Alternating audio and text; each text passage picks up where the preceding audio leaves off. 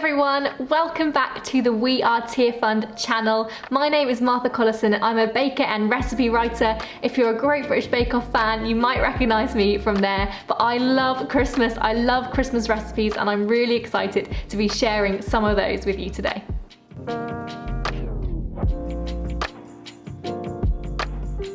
So I'm in my kitchen and I don't know about you, but I love Christmas because I love everything about family and friends and giving and all of the Christmas meaning, but mainly the food. I am so here for Christmas food. And the good thing about Christmas is that there is always food in excess, but that also means that there's plenty of leftovers, which means you can keep reliving that wondrous meal day after day after day, which can be fun, but also can get a little bit boring. At the We Are Tearfund channel, we try and be as ethically conscious and mindful about the world around us as we can. So using up leftovers is a great way to do our bit, and there's always really creative things you can do. So today I'm going to show you 3 of my favourite recipes that use up those Christmas leftovers. So let's begin. The first recipe I'm going to show you is one of my all-time favourites. It's a properly good macaroni and cheese. Now you might have cheese left over from your Christmas cheese board. That is perfect to whack in here. Anything will do, and you can also use it as a great medium to put in any of your leftover turkey, ham, vegetables. I've got some leftover roasted veg which I'm going to be using in mine today. I've actually also got some leftover boxed stuffing mix, which is perfect for mac and cheese because it gives you that lovely crunchy, crispy topping. I've got my pasta on the boil, so we'll go and see how that's doing and I'll show you how I make the sauce, how I combine it all and how I bake it. So we're going to start our mac and cheese by making the cheese sauce. Obviously you can buy this ready-made if you want to, but it is really easy to make from scratch, so I'm going to show you how I do that. The first thing you need to take is a saucepan, and into that place some butter. Then we're going to add enough flour to make that melted butter into a thick paste, and then just leave that to cook for a couple of minutes so that you're cooking out that flour, so it's not going to taste kind of like flour.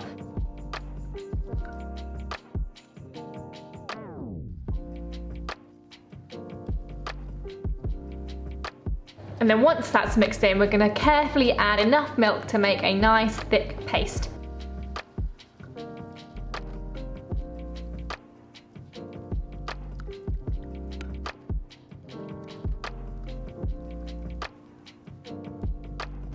And this is the point that if you want to add any seasonings, I like a little bit of mustard powder or some smoked paprika. Add those in here. A little bit of cracked black pepper as well is really tasty.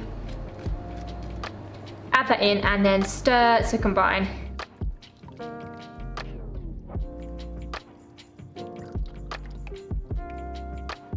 And now we're going to add our cheese. So the cheese is going to go in, we want that to melt, so stir that all together. And then this is optional, but something that I really like to add to give it that kind of tanginess so it's not too salty or too rich is I've got some creme fraiche, but you could use sour cream or buttermilk or yogurt even. It just adds a nice little extra flavour, so I'm going to add some of that as well.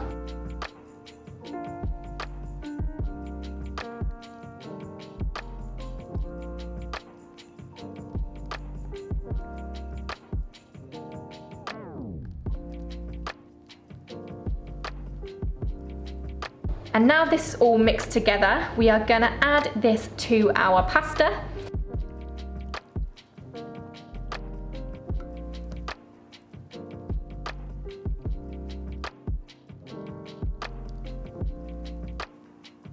And then I'm going to add in those roasted vegetables that I've got left over. I've got a few peppers and carrots that I roasted up as part of a Sunday lunch that I've got left over today. So those get stirred in.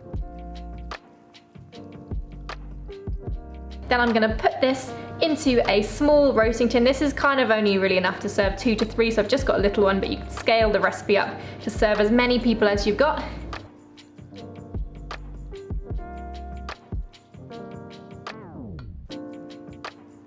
And then I'm going to sprinkle the top with this stuffing mixture that I had left over. Again, you could use basic breadcrumbs, you could use nothing at all, and I've got a little bit of mozzarella as well, just for that kind of ooziness that you want from your mac and cheese. So that's going on the top too. Then this is going to go into the oven. It's got a hot oven because the pasta's already cooked all we want is it to be warmed through and the cheese on the top to melt. So it goes in for about 15 minutes and then it comes out beautiful and golden, ready to serve straight away. So this is my finished mac and cheese. It smells lovely. It's bubbled over a little bit, but I had a tray under it, which I would recommend doing. Yeah, it's got all those lovely roasted vegetables in there, and you can customize this however you like. So it's a great recipe to have up your sleeve. The second recipe I'm gonna show you guys is for a Christmassy egg fried rice. Now I love egg fried rice from a takeaway, but I was really amazed when I found out how easy it is to make from scratch. So I'm gonna show you how you do it from scratch and how you can work in any of your Christmas leftovers like turkey, ham, any vegetables. They all can go in and you can bulk it out for as many people as you want to serve.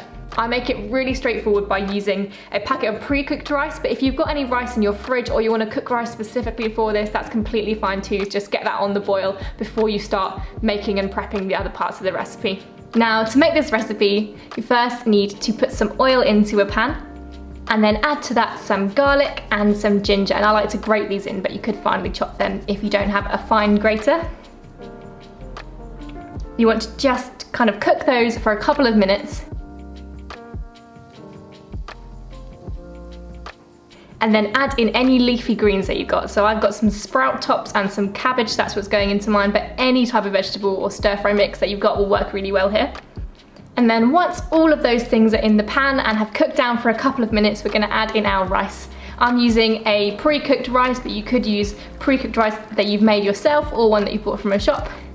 You want to empty that in and then cook for a couple of minutes until it's cooked through. And then once the greens have been added, you want to add in some leftovers. So whether that's turkey, I've got ham, so that's what's going into mine. Any sort of meat or even tofu or something vegetarian or just more vegetables would be great as well. The next step is to add the egg. So beat 2 eggs in a small jug. And then push all of the rice and greens to a side of a pan. Add a little bit more oil and then pour in your egg mixture. And then use a spatula just to move that egg around until it looks a little bit like scrambled egg. As soon as it's set, toss it through with the rest of the rice mixture. And then the final thing to do is to season to taste. So I love to use a tablespoon of soy sauce and a little bit of spicy chili oil to give it some flavor, but you could use anything that you've got, anything that you fancy, whatever you feel like and however spicy you like it. So this is my finished stir-fried rice. It's really delicious. It's quite spicy because I added quite a lot of chili oil, but you can add whatever you want and I can't wait to have this for lunch. So my final recipe is of course something sweet. It would be kind of wrong for me to come on here and not do anything sweet, wouldn't it? So I'm going to show you how to make a really super simple ice cream, which you can incorporate any Christmas leftover treats into. My favorites for this are Christmas pudding or mince pies, but I'm going to be using Christmas pudding today because it's delicious and it works so well in an ice cream. You might be panicking thinking, I don't have an ice cream maker, how am I going to do this? But actually this is a no-churn ice cream. It's super simple, so I know you'll all be able to do it. All you need to do is take some double cream and some condensed milk, a little bit of vanilla bean paste or extract, and whisk them together until they look like whipped cream.